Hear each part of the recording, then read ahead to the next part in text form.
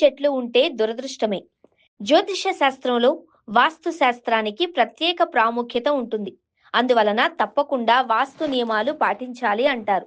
ముఖ్యంగా ఇంటి నిర్మాణం, ఇంటి ముందు ఏవైనా చెట్లు ఉండడం అస్సలే మంచిది కాదు. వాస్తు ప్రకారం ఇంటి ముందు 3 రకాల చెట్లు ఉండడం దురదృష్టాన్ని ఆహ్వానించినట్లేనంట. ఇంతకీ అవేంటో ఇప్పుడు చూద్దాం. ఇంటి ముందు చాలా మంది చెట్లు నాటుకుంటూ ఉంటారు. చాలా మందికి ఇంటి ముందు అందమైన పూల మొక్కలు, కూరగాయల మొక్కలు, షోకేజ్ మొక్కలు పెంచుకోవడం చాలా ఇష్టం.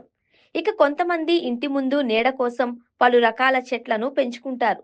కానీ అస్సలే ఇంటి ముందు 3 రకాల చెట్లు ఉండకూడదంట. వాస్తు శాస్త్రం ప్రకారం ఇంటి ముందు 3 రకాల చెట్లు ఉండడం వలన వాస్తు దోషం కలుగుతుంది. అంతేకాకుండా కొన్నిసార్లు చెట్ల నీడ ఇంటిపైన పడడం కూడా అస్సలే మంచిది కాదట. ఇది ఇంటి పురోగతిని, సంతోషం, శ్రేయస్సును తగ్గిస్తుందట.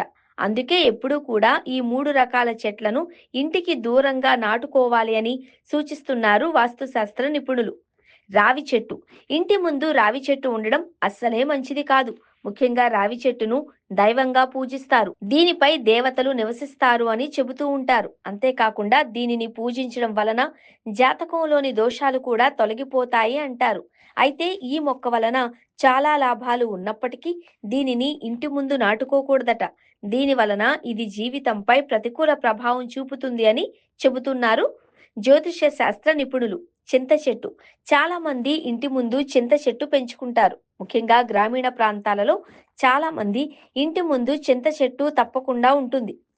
అయితే ఇలా ఇంటి ముందు చింత చెట్టు ఉండడం అస్సలే మంచిది కాదంట. అంతేకాకుండా దీని నీడ ఇంటిపై పడడం వలన ఇది ఇంటిలో కలహాలు, భార్యాభర్తల మధ్య విభేదాలకు కారణమవుతుందంట. తుమ్మ చెట్టు. వాస్తు శాస్త్రం ప్రకారం ఇంటి ముందు తుమ్మ చెట్టు ఉండడం అస్సలే మంచిది కాదు. ఇది దరిద్రానికి సంకేతం. వాస్తు ప్రకారం దీని నీడ ఇంటిపై పడినా ఇది అనేక సమస్యలకు కారణమవుతుంది అని చెబుతున్నారు.